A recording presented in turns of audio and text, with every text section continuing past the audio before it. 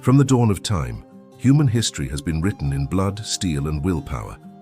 Every civilization has produced warriors, men who did not merely survive the battlefield, but transformed themselves into immortal symbols. Yet what truly makes a warrior deadly? Is it sheer muscle, the ability to swing a sword and cut down countless enemies? Or is it strategy, intellect, and the force of spirit that makes entire armies tremble at the mention of a name? The figures we are about to recall were not merely fighters in one-on-one duels. They were men who changed the balance of entire wars, generals and leaders who ignited the flame of victory, or spread terror so deep that enemies shook before stepping onto the field. They were living swords and brilliant minds, men who turned the art of war into something far beyond brutality, into the science of survival. From chained gladiators who became Rome's nightmare to commanders who led war elephants across frozen mountains. From undefeated European knights to leaders of slave uprisings numbering in the hundreds of thousands, they all share one thing in common. They did not just take part in history, they carved their names into it with blood and fire. In this list, you will meet familiar names such as Alexander the Great, the king who never lost a battle, or Richard the Lionheart, the warrior king who spread terror during the Crusades. But you will also encounter warriors you may never have heard of, like Tlahu, the Aztec giant of superhuman strength, or Lucius Dentatus, the Achilles of Rome, who survived dozens of mortal wounds. And at the pinnacle of them all stands the man feared by both friend and foe alike, Khalid ibn al-Walid, the sword of God, who never once tasted defeat. Prepare yourself, for this is not just a ranking. This is a journey through the bloodiest battles, through courage, cunning, and cruelty, to discover who was truly the deadliest warrior in all of human history. Top 10. Tlahu, Aztec warrior. In the fire-soaked annals of Aztec history, where war was not only survival but also religion, one name echoed like festival drums mingling with the screams of the battlefield. That name was Tlahu, a warrior so fearsome that even emperors hesitated before him, while enemies shook down to their bones. People called him the storm-made flesh, a man who alone could change the outcome of an entire battle. To understand why Tlahu became a legend, one must first grasp the world he lived in. Aztec society was a society of conquerors. Children were taught from birth that blood and battle were the path to glory. The towering temples of Tenochtitlan were not only places of worship, but altars drenched in human blood, where warriors offered captives to the gods. In such a world, a warrior did not simply fight for survival, but with the belief that his soul would shine in the heavens if he died in combat. Tlahu was not born into silk and luxury, but into mud and hardship. It is said that from childhood he displayed unnatural strength. While other children wrestled with wooden sticks, Tlahu lifted tree trunks that grown men struggled to carry. His hands were as thick as tree roots, and his eyes burned like embers. Priests and old warriors whispered that this boy was born to be an instrument of Huitzilopochtli, the god of war. When he reached manhood, Tlahu was given a weapon unlike any other, a macuahuitl, the wooden sword studded with razor-sharp obsidian blades. But unlike ordinary macuahuitl, his weapon was colossal, so massive that no one else could wield it. Longer than a man, heavy as full armor, it screamed through the air with every swing like a storm of death. On the battlefield, Tlahu was destruction incarnate. Aztec warriors typically sought to capture enemies alive for sacrifice, but Tlahu was different. Rarely did anyone survive his first strike. The obsidian edge of his macuahuitl could cleave a man in two, as though cutting through a stalk of maize. To his comrades, he seemed more beast of myth than mortal man. Stories spread that Tlahu could cut down dozens of men in a single melee. Arrows rained, spears thrust, yet he stood like a mountain, forcing foes into only two choices: flee or fall. What made Tlahu legendary was not only his strength, but his pride. Among the Aztecs, brave warriors taken alive were sometimes spared, given a chance at ransom or ritual reprieve. Tlahu too was offered such chances more than once. His enemies, stunned by his superhuman might, offered him freedom. But he refused. Looking them in the eye, he declared, "A warrior like me has no place among survivors. I deserve only to die in battle." That choice sealed his immortality. For Tlahu, death was not an ending, but a gateway to eternity. His final battle came amid a brutal clash between Aztec city-states. His foes knew that if Tlahu fell, Aztec morale would collapse. They sent their finest champions, men hailed as the talons of the eagle and the claws of the jaguar. Yet Tlahu stood undaunted. His giant Macuahuitl fell like thunderbolts, each strike dropping another enemy with a scream. Over 20 elite warriors lay dead at his feet before Tlahu finally took a mortal wound. Even as blood poured down his body, he fought on, cutting down one last foe before collapsing in a ring of corpses. His death was no tragedy, but a song of glory. Comrades lifted his body as one lifts a martyr. Enemies stared in fear, knowing they had killed a man but birthed a legend. The name Tlahu became immortal in Aztec culture, a symbol of courage, of superhuman might, and of a warrior's proud desire to die with honor. In Aztec memory, Tlahu never vanished. He was the whistle of blades in the wind, the thunder of war drums, the reminder that some men are not born to live long, but to live forever in legend. Even today, among the ruins of the Aztec Empire, stories of him are whispered. Scholars may call them myths, but to those who believe in the power of history and collective memory, Tlahu was no fiction. He was proof that in one age, a man could become divine through the swing of his sword. Top 9. Richard the Lionheart, King of England. When speaking of Europe's greatest warriors, one name always rings out like a song both triumphant and tragic: Richard the Lionheart. He was not only a king, but a true warrior, a man whose sword and lance were closer companions than his throne. In the memory of both Europe and the Middle East, Richard was both a symbol of courage and a nightmare of blood and fire.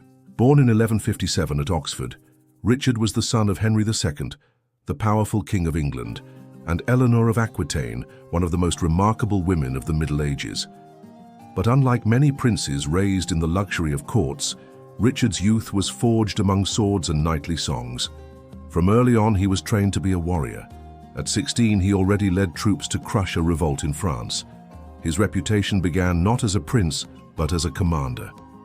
What set Richard apart from other kings was that he did not rule from the throne, but from the saddle. He did not merely command his soldiers, he fought beside them, charging at the front. To his men, he was the warrior in a crown, a king who lived and died with them, wielding sword and shield as any common knight. The title Lionheart came from his exploits in the Third Crusade, 1189 to 1192, when Christendom and the Muslim world clashed for Jerusalem. His opponent was none other than Saladin, the legendary general of Islam. If Saladin was hailed as the defender of the faith, Richard was the sword of God. Two men, two civilizations forged one of the most iconic rivalries in history. One of Richard's greatest moments came at the Battle of Arsuf in 1191. Saladin's army outnumbered him 3-1, 40,000 against 12,000. Yet there, Richard proved why he bore the name Lionheart. With the calm of a strategist and the bravery of a warrior, he led wave after wave of heavy cavalry charges, thundering like storms. Saladin's troops thought they had encircled him, but Richard's cunning broke their lines, shattering their formations and driving them into chaos. When the dust settled, Richard's name was not just sung across Europe, it was etched into the fear of his enemies. Richard was not only skilled with the sword, he also mastered the lance, the spear, and even the crossbow. A weapon rarely wielded by a king, he fought and killed on the front lines, once even wounded by an arrow that struck his shoulder. Yet instead of retreating, he continued to command, making his soldiers believe their king could never be defeated. However, Richard was no saint. He was ruthless, and in many cases, it was this very ruthlessness that forged his reputation. At Acre, after capturing the city, Richard ordered the execution of thousands of Muslim prisoners when Saladin refused to agree to terms of exchange. It was a decision that history still debates, but it also revealed the darker side of the Lionheart, bravery intertwined with brutality. The irony of Richard's life was that this warrior king spent little time ruling England. In 10 years on the throne, he was in his homeland for less than one. The people of England rarely saw their monarch, for most of his reign was consumed by campaigns in the Holy Land or wars across Europe. But this fact only underscored his true nature. Richard was born not to rule, but to fight. His life ended in tragic irony. In 1199, during a minor siege in France, a battle nowhere near as decisive as Arsuf or Acre, Richard was struck in the shoulder by a crossbow bolt. The wound festered, and just days later, the king, the legendary warrior, died at the age of 41. His death did not come from a great general, nor from an epic battlefield clash, but from the arrow of an anonymous archer. Perhaps that was the greatest tragedy, that an unbeatable warrior fell to such an ordinary fate. Yet Richard's legacy does not lie in the years he ruled, but in the image he left behind, a man charging with sword into enemy ranks, a commander who never backed down, a symbol of courage so profound that enemies both hated and admired him. To Europe, he was the pride of chivalry. To the Muslim world, he was their most worthy foe. Richard the Lionheart, the Lion's Heart, may not have been a great ruler, but he was without doubt one of the most fearsome and legendary warriors in human history. And perhaps that was what he truly wanted, not to be remembered as a king, but as a warrior forever alive in legend. Top 8. Xiahou Dun, Three Kingdoms, China. Among the countless figures to emerge from the turbulent age of the Three Kingdoms, an era of heroes and traitors, of strategy and blood, one name stands out, tied forever to courage so fierce it bordered on the superhuman: Xiahou Dun. He was the right hand of Cao Cao, a warrior whose legend tells that when struck in the eye by an arrow, he tore it out, swallowed his own eyeball, and continued fighting as though nothing had happened. That single image immortalized him in Chinese history as an unyielding, terrifying, and eternal warrior in the memory of the people. Xiahou Dun was born into a military family cousin to Cao Cao. From a young age, he was notorious for his hot temper, his sense of loyalty, and his extraordinary strength. Stories tell that at just 14 years old, he killed a man who had insulted his teacher, earning his name as one tied to absolute loyalty to Cao Cao and the spirit of defending righteousness with blood. In an age when China fractured into warring states, Xiahou Dun became one of Cao Cao's most trusted generals. He was not only a fierce fighter, but also a capable commander, often tasked with leading assaults, defending fortresses, and protecting the heartlands of Wei. His most renowned exploits came during the Battle of Guandu, 200 AD, where Cao Cao faced the far larger forces of Yuan Shao. Before the decisive clash, Xiahou Dun frequently led raiding parties to ambush and sever Yuan's supply lines, starving his enemy into weakness. His ruthlessness and daring in these raids sowed terror in the hearts of his foes. But what sealed his legend was the day an arrow pierced his eye. The shaft lodged deep, blood pouring from his face. Any other warrior would have collapsed. Xiahou Dun did not. Calmly, he pulled the arrow free, the eyeball still clinging to its head. And then, in front of his men, he swallowed it whole, declaring that he would keep intact the essence given by his parents. With that, he lifted his blade and charged back into the fray, his fury scattering enemy ranks. Perhaps the story has grown with time, embroidered by legend, but its meaning is clear. Xiahou Dun embodied the spirit of fighting to the last breath. On the battlefield, he was far from merciful. Known for cruelty and relentlessness, Xiahou Dun spared no one. In countless campaigns, he slaughtered foes without hesitation, soldier or civilian alike. His brutality made his name feared across northern China, both as a warning and as a symbol of Wei's iron might. Enemies who saw a banner marked Dun often quaked, knowing there would be no mercy if they stood against him. Above all, Xiahou Dun's defining trait was his unwavering loyalty to Cao Cao. While many generals defected or shifted allegiances as fortune turned, Xiahou Dun never wavered. Time and again, he risked his life to shield his cousin in desperate battles. To Cao Cao, he was not just a general, but a pillar of both military strength and morale. In the saga of the Three Kingdoms, when speaking of Wei's most loyal warriors, people recall Xiahou Yuan, the steadfast defender of the front, and Xiahou Dun, the fiery spearhead who always led the bloodiest charges. After Cao Cao's death, Xiahou Dun continued to serve under his son Cao Pi, receiving the high rank of Grand Commandant, one of the three excellencies. But in memory, he was more than an official. He was an immortal warrior, a man who turned excruciating pain into unbreakable spirit. The image of the one-eyed general, blade raised, drenched in blood yet still cutting down enemies, became inseparable from the lore of the Three Kingdoms. In Luo Guanzhong's Romance of the Three Kingdoms, Xiahou appears as a vivid character, and the tale of his swallowed eye remains one of its most famous anecdotes. Whether fact or fiction, it cemented his immortality. In modern culture, Xiahou is remembered as a warrior so brave it bordered on madness, a man for whom physical pain could never break the will to fight. And perhaps that is the essence of his legend. Though long gone from history, his unyielding spirit endures. Top 7. William Marshal, England. In the medieval world, where knights clad in steel armor thundered across battlefields and lived and died for honor, one name towers above all others: William Marshal. He is remembered as the greatest knight in history, a title not born of romantic tales or legendary exaggeration, but of ceaseless deeds, countless duels, and decisive battles fought over a lifetime spanning 7 decades. If Tlahu of the Aztecs embodied raw, superhuman might, and Richard the Lionheart was the icon of courage in the Crusades, then William Marshal was the very face of endurance, a warrior who lived longer, fought more, and triumphed over nearly every challenger he faced. William Marshal was born around 1146 into a minor noble family in England. His childhood was anything but glorious. At only 5 years old, he nearly died during a rebellion against King Stephen. His father was forced to hand the boy over as a hostage to guarantee loyalty. When the city was besieged, some even threatened to hang little William from the battlements.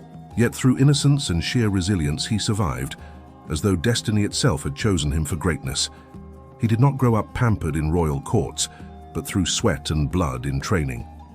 From his teenage years, William learned the arts of horsemanship, swordplay, and knightly code. By the time he reached manhood, he had become a tournament warrior, competing in the grand melee contests where knights from across Europe gathered to fight for glory and prize. Throughout his career, William Marshal took part in over 500 duels and knightly tournaments, and astonishingly, he never lost. Each contest was an epic hymn, the pounding of hooves on earth, the clash of steel, the roar of the crowd. And every time William stood firm, head held high like a king without a throne. He was not merely a victor, he was known as a chivalrous knight, faithful to the ideals of his order. In a world where honor was often a pretext for power, William made it the guiding principle of his life. William Marshal's career did not end with tournaments. He became a pivotal figure in the politics of medieval England. Across 5 English reigns, from Henry II and Richard the Lionheart to John and even Henry III, William remained a pillar of the realm. He once saved Richard the Lionheart in a tilt when Richard's lance was about to pierce the king's chest. Many times he stood against England's most dangerous foes, not only with his sword, but with political wisdom. Especially during the chaos when King John was opposed by both his court and the baronial movement, William Marshal was the man who stabilized the kingdom. He became regent for Henry III, a king only 9 years old when he inherited the throne. In his final years, William was not only a warrior, but the guardian of an entire realm. What made William Marshal a legend was not only his past, but how he faced old age. After passing 70, an age when other knights had retired to monasteries, William still donned armor, mounted his horse, and led English forces against the rebels at the Battle of Lincoln in 1217. In that fight, age could not overcome iron will. He rode in the van, sword raised high, smashing enemy ranks. The victory at Lincoln saved England from collapse at foreign hands, all thanks to a warrior already in his 70s. William Marshal died in 1219, leaving a legacy not only in politics but in collective memory. People praised him as the flower of chivalry, a model knight who embodied courage, loyalty, honor, and wisdom. While many warriors are celebrated for one dazzling battle, William Marshal is remembered for an entire life lived in the radiance of knighthood. He was a bridge between ideals and reality, between force of arms and statecraft. In folk tales, in literature, and even in history, William Marshal proves that not everyone who bears a sword is a brute. Some turn war into an art, honor into a guiding flame, and William was such a man. Today, when great knights are named, people may recall Richard the Lionheart or legendary figures from epic poetry. But for historians, and for those who love the Middle Ages, only one man truly deserves the title, the greatest knight, William Marshal. Top 6. Hannibal Barca, Carthage. In human history, some names become symbols of endurance and courage, while others sow terror that lasts for centuries. To the Romans, that name was Hannibal Barca, Carthage's military genius, the man who made Roman hearts tremble and whose stratagems are still taught in military academies today. Hannibal was born in 247 BC in Carthage, a powerful North African state and Rome's greatest rival. His father was Hannibal Barca, the legendary general of the First Punic War.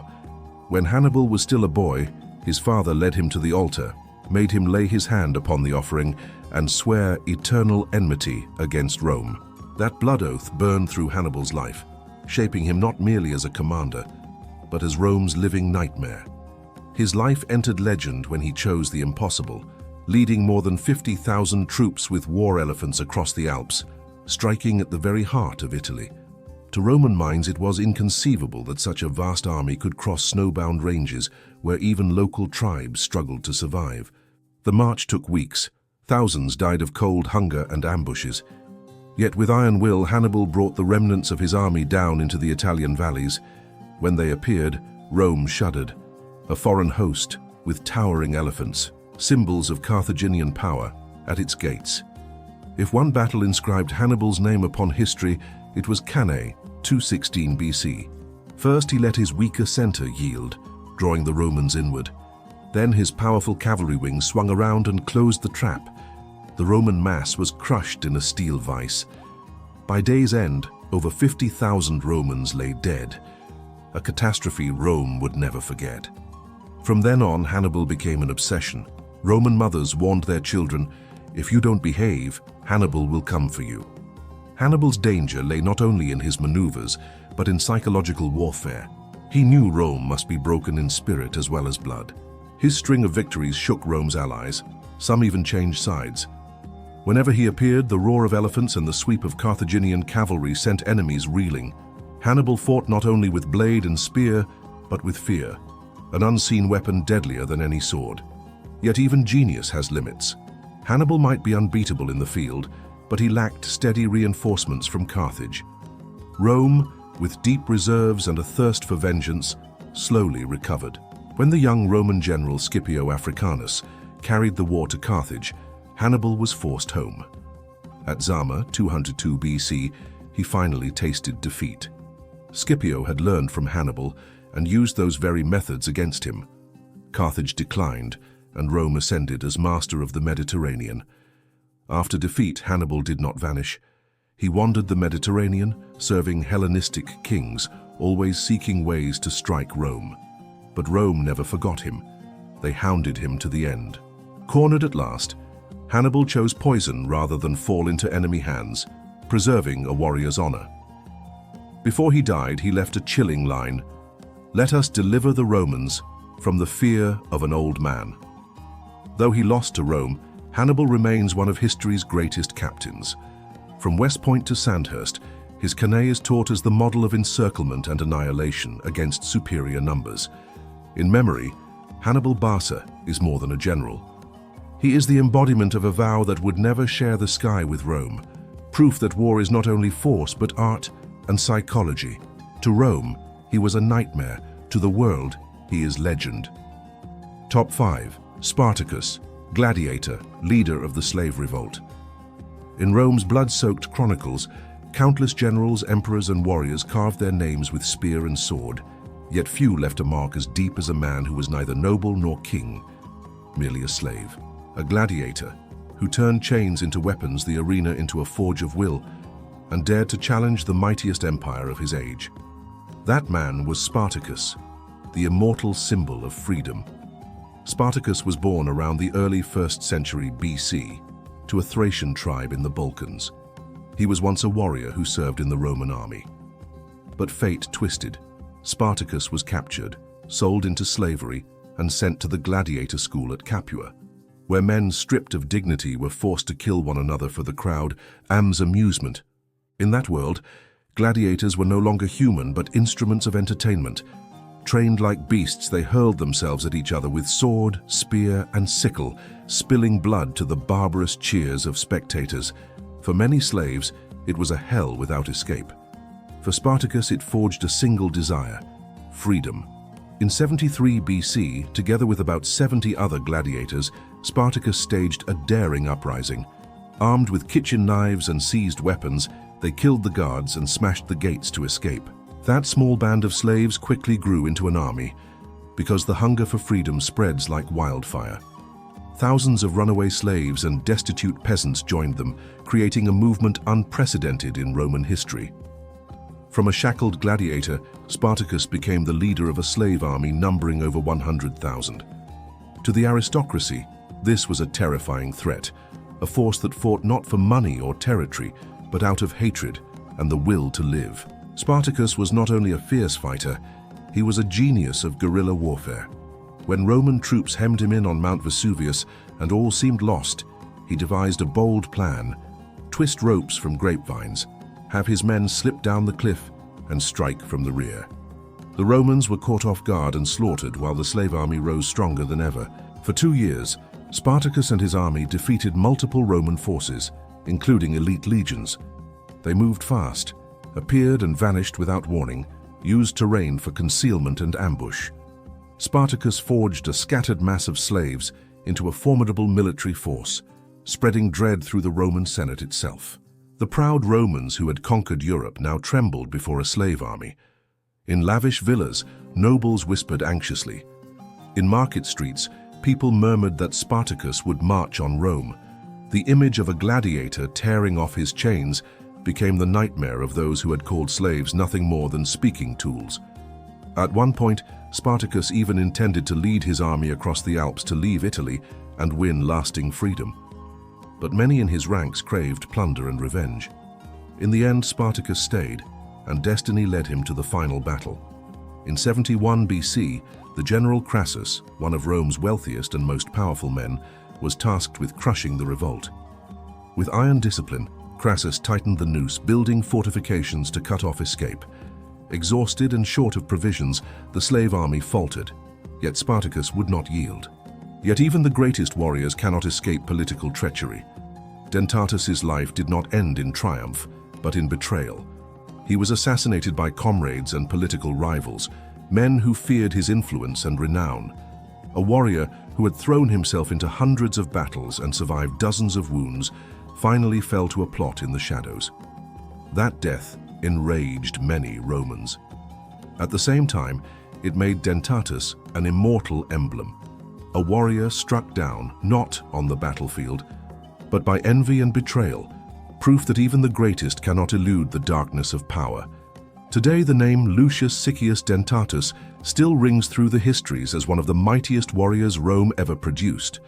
He is seen as the very spirit of ancient Rome, brave, steadfast, unyielding.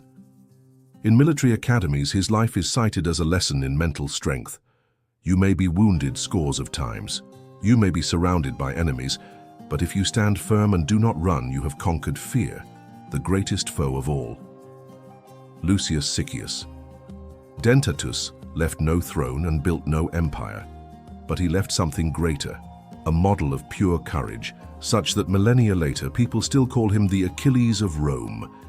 And in that immortal memory he lives on, not as a victim of treachery, but as a legendary warrior who never knew defeat. Top 2. Alexander the Great, Macedonia. In human history, some kings sit upon thrones to rule, and some cold-blooded conquerors turn war into a nightmare. But only one man was at once king, warrior, and undefeated conqueror, hailed as the Great while still alive. He was Alexander the Great, the young king of Macedonia, who raised one of the largest empires the world had ever seen in scarcely a single decade. Alexander was born in 356 BC at Pella, Macedonia's capital. His father, Philip II, was a military genius who forged Macedonia into a great power. His mother, Olympias, was fiercely ambitious and raised her son to believe divine blood flowed in his veins. From childhood, Alexander was taught he was no ordinary boy. At 12, He tamed Bucephalus, the untamable stallion none dared approach. At 13, he studied under Aristotle, the great philosopher. From philosophy and medicine to the arts of leadership, Alexander was molded not only as a fighter, but as a thinker and a leader. In 336 BC, after Philip II was assassinated, 20-year-old Alexander took the throne. Enemies deemed him too young. Alexander swiftly proved otherwise.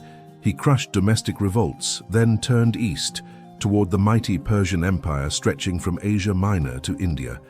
Across 12 years, Alexander launched lightning campaigns that history calls the greatest conquests of humankind. Granicus, 334 BC. On his first encounter with Persian forces, he did not wait. He spurred his horse straight across the river, leading the cavalry himself, cutting down Persian nobles with his own hand. Issus, 333 BC. With only 47,000 men, he defeated more than 100,000 of Darius III.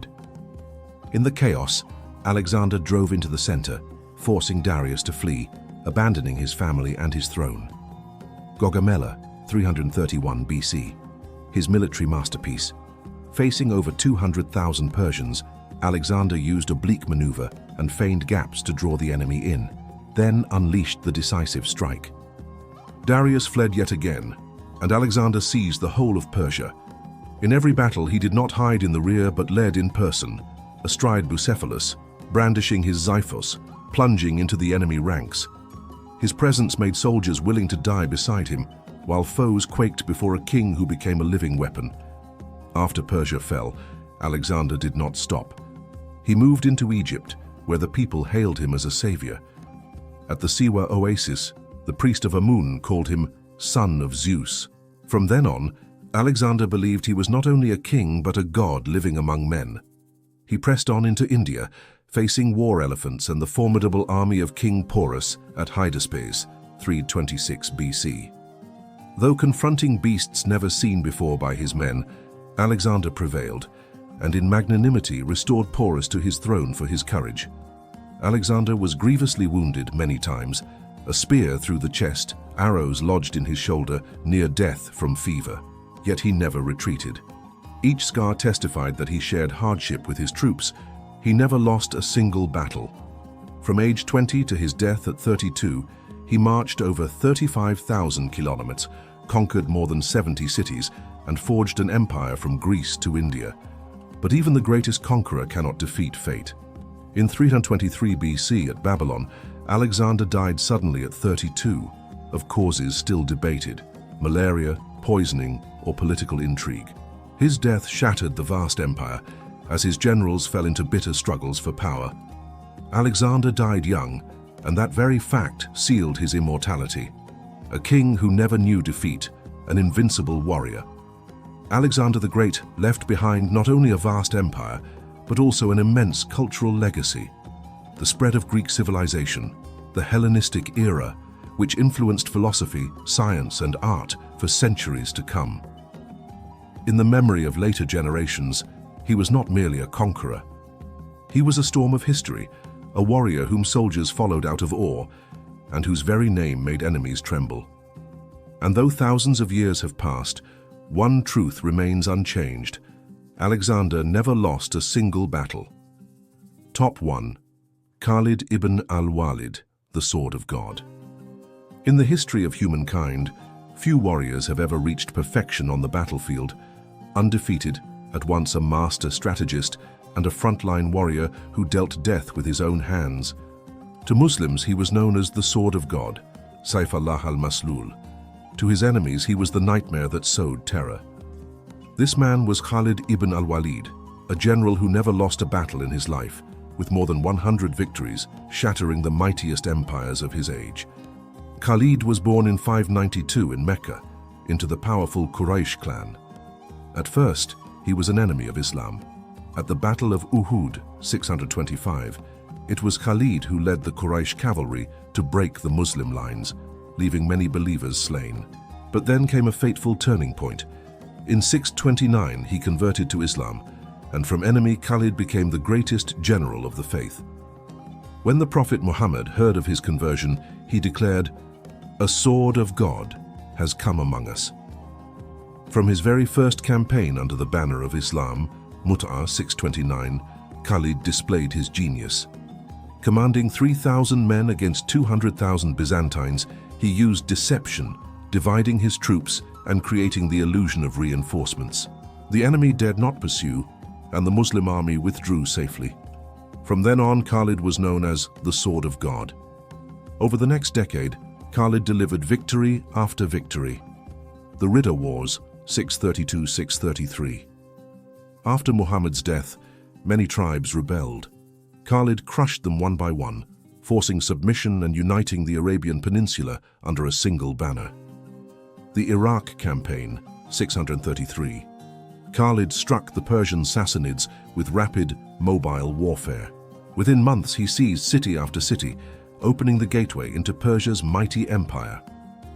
The Syrian Campaign, 634-636. Against the powerful Byzantine forces, Khalid, commanding only a fraction of their numbers, won battle after battle. His greatest triumph came at the Battle of Yarmouk, 636. There, Khalid's 30,000 Muslims faced over 100,000 Byzantines. To most, it seemed suicide.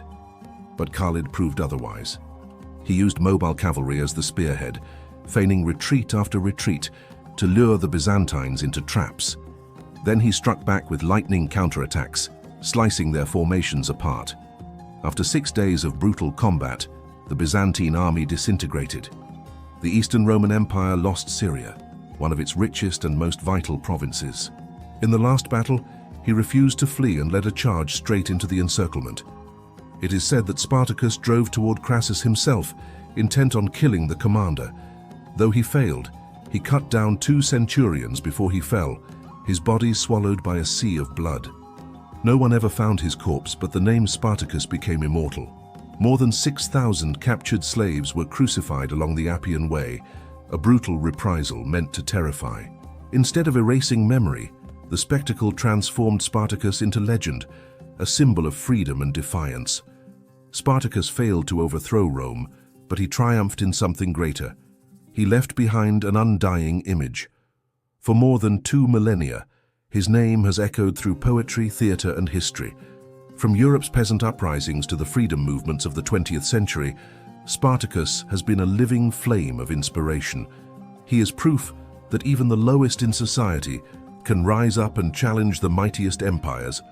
A slave, a gladiator, became a name spoken alongside generals and emperors. Today, whenever the struggle for freedom is recalled, people remember Spartacus, not as a loser, but as the warrior of freedom, who proved that some values are worth the sacrifice of life itself. Top 4. Lubu, China.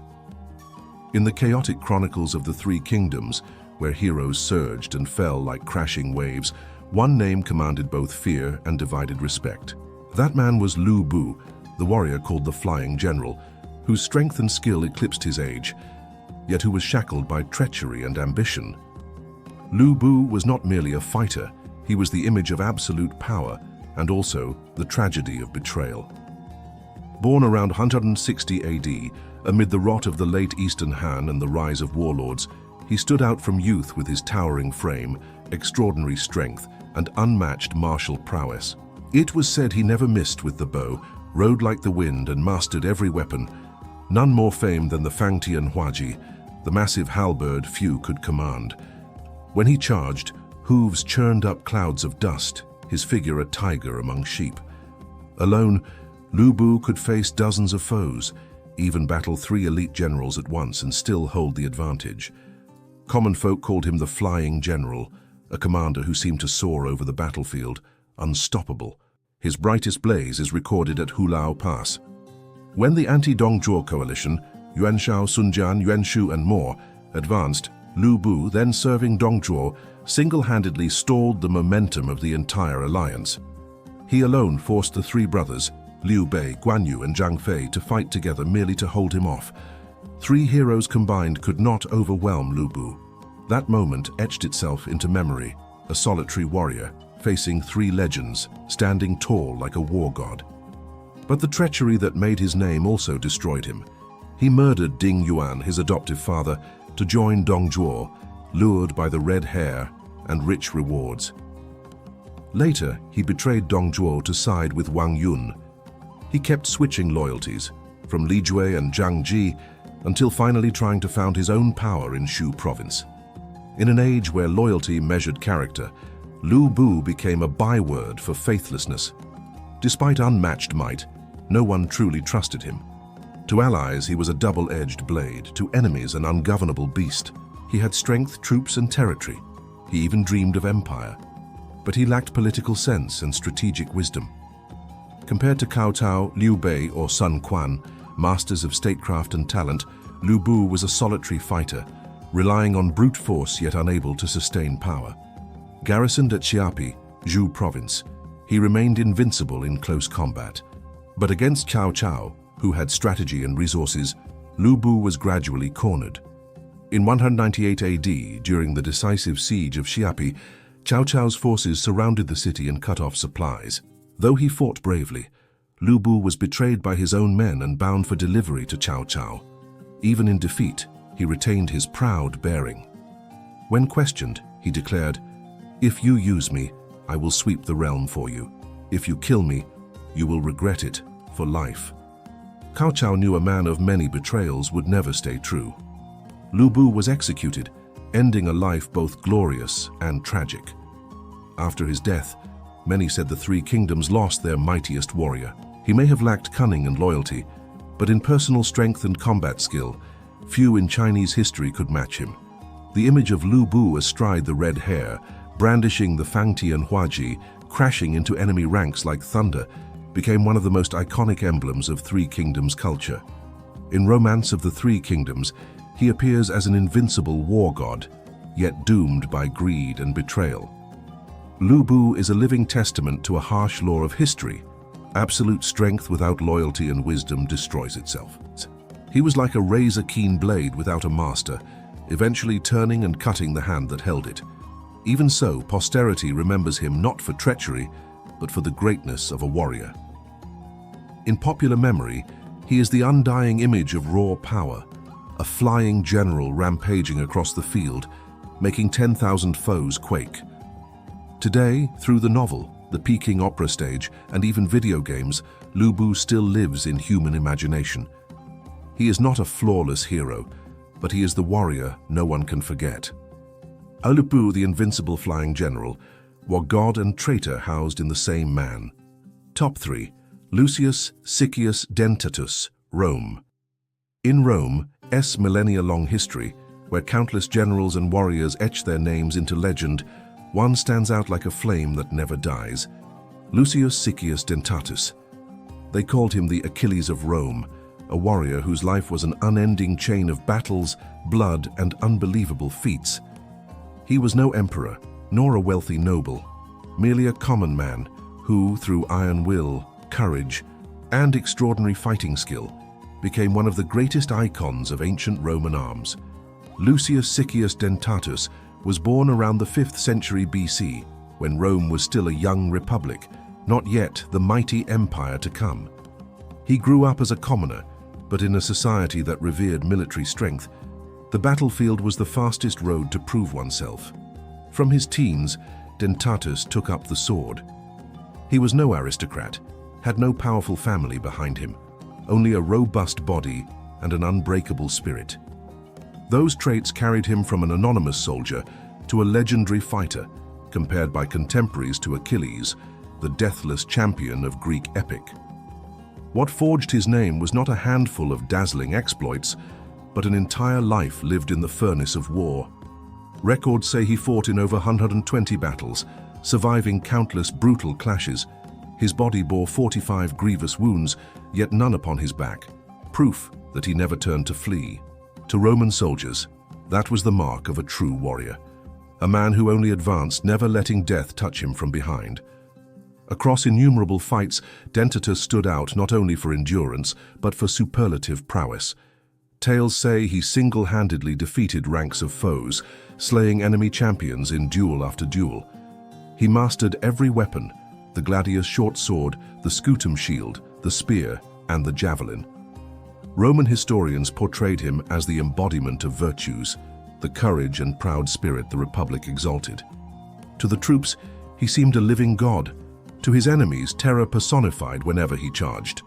In his career, Dentatus received 18 military decorations, including the Corona Graminea, grass crown, the rarest and highest honor in the Roman army, awarded only to the soldier who saved an entire legion from destruction. He was granted many other distinctions, medals for valor, golden shields, collars of honor, silver spears. Each award testified to his blood and sweat on the field, altogether shaping the image of an indomitable man. What makes Dentatus admirable is not strength alone, but absolute loyalty to the Roman Republic. He fought without rest, not for wealth or rank, but for duty to the community. For him, Rome came first, an ideal that drew comparisons to Greek epic heroes who lived and died for their homeland. Yarmouk became a turning point. From that moment, the ancient world yielded to the age of Islam. What made Khalid revered was not only his brilliance, but the way he fought. He never hid in the rear. Instead, he always rode at the front, clashing in person, bleeding alongside his men. It is said that Khalid once broke 9 swords in a single battle from cutting down so many foes. He was not just a strategist. He was a true warrior, a general who inspired through fearless courage. In his career, Khalid fought more than 100 battles, from small skirmishes to campaigns that destroyed empires, and never once tasted defeat. He crushed both of the world's superpowers, the Byzantines in the west and the Persian Sassanids in the east.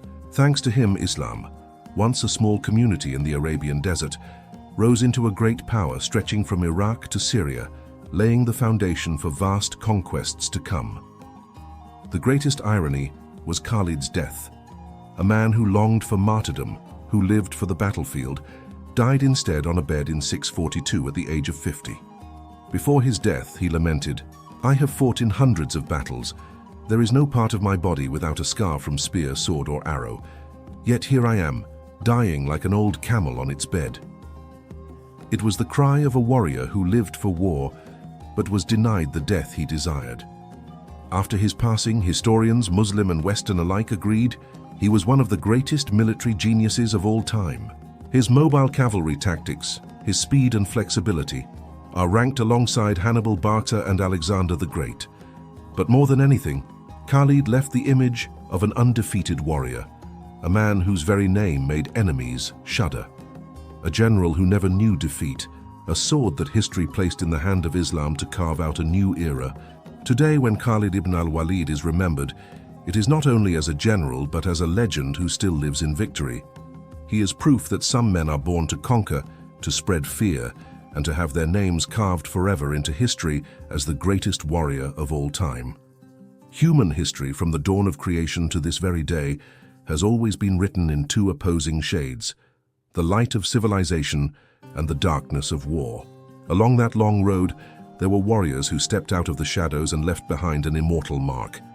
They did not live only in their own age, but in the memory of mankind, in legend, in fear, and in admiration. The 10 names on this list, from Tlahu, Richard the Lionheart, Xiahou, William Marshal, Hannibal Barca, Spartacus, Lubu, Lucius Siccius Dentatus, Alexander the Great, to Khalid ibn al-Walid, each is a fragment of a grand mosaic. Looking back, we see that they all share one trait: the ability to push beyond the limits of ordinary men. Tlahu turned a wooden sword into a storm of death, spreading terror to both enemy and ally. Richard the Lionheart proved that a true king must live and die alongside his soldiers, not atop a throne. Xiahou, with an eye pierced by an arrow, swallowed his own pain and fought on. William Marshal turned his whole life into a ballad of honor and loyalty, a knight who never grew old. Hannibal Barca was the genius of strategy, who made Rome tremble through intellect and iron will. Spartacus, once a chained slave, became the eternal symbol of the hunger for freedom. Lubu, a war god of unmatched strength, embodied the tragedy of power without loyalty. Lucius Siccius Dentatus, the Achilles of Rome, bore 45 wounds, but never once turned his back. Alexander the Great, undefeated, left behind both an empire and a civilization that spread across Asia, Europe, and Africa. And finally, Khalid ibn al-Walid, the sword of God, who never knew defeat, turning cavalry into a storm that swept away Byzantium and Sassanid Persia. Though they came from different civilizations and lived thousands of years apart, they all shared one truth. They did not fight only with sword and spear, but with willpower and the yearning to rise beyond mortal fate to touch legend. At the same time, their differences made them unforgettable, distinct icons. Some were honored for loyalty and honor, William Marshal, Dentatus. Some are remembered for treachery and tragedy, Lu Bu. Some were undefeated conquerors, Alexander, while others were failed rebels, Spartacus. Some fought to expand empires, Hannibal, Khalid, while others fought simply to preserve personal dignity, Tlahu. This diversity reflects the full face of war, at once pride and tragedy, both the road to glory and the abyss that swallows ambition. None of them had a perfect ending. Tlahu died standing, after cutting down dozens of foes. Richard the Lionheart, the warrior king, died from an anonymous crossbow bolt. Xiahou lost an eye but never his will. William Marshal fought until 70, then died in peace, rare in this list. Hannibal, once the terror of Rome, drank poison to escape capture. Spartacus, symbol of freedom, vanished into a sea of blood, his body never found. Lu Bu, the strongest under heaven, was bound and handed over by his own men. Dentatus, the Achilles of Rome that was slain by political conspiracy. Alexander the Great, undefeated, died young at 32, his empire unfinished. And Khalid ibn al-Walid, who longed for death in battle, breathed his last on a bed, lamenting that he died like an old camel. They all paid the price, the cost of living beyond the bounds of man. What keeps them alive is not only their victories, but their stories. They did not only kill thousands of enemies, they left behind unforgettable images. Tlahu with his colossal Makwahuitl, Xiahou swallowing his own eyeball, Hannibal driving elephants across the Alps, Spartacus escaping with ropes of vine, Lu Bu on the red hare facing 3 heroes at once, Alexander plunging into the Persian line, Khalid breaking a dozen swords in a single battle. Those details make them immortal in human memory. And so they belong not only to history but to legend. Yet as this list closes, one question lingers. Who was truly the greatest warrior in history? Was it Alexander, the undefeated king who conquered the world in just 10 years? Was it Hannibal, the genius who cast nightmares over Rome? Or was it Khalid ibn al-Walid, the warrior who never once tasted defeat, the sword of God? Or perhaps Spartacus, the failed rebel slave, yet the eternal symbol of freedom deserves the crown? The answer, perhaps, matters less than the fact that their names still live in human memory. For each, in their own way, proved one eternal truth. There are warriors who never die,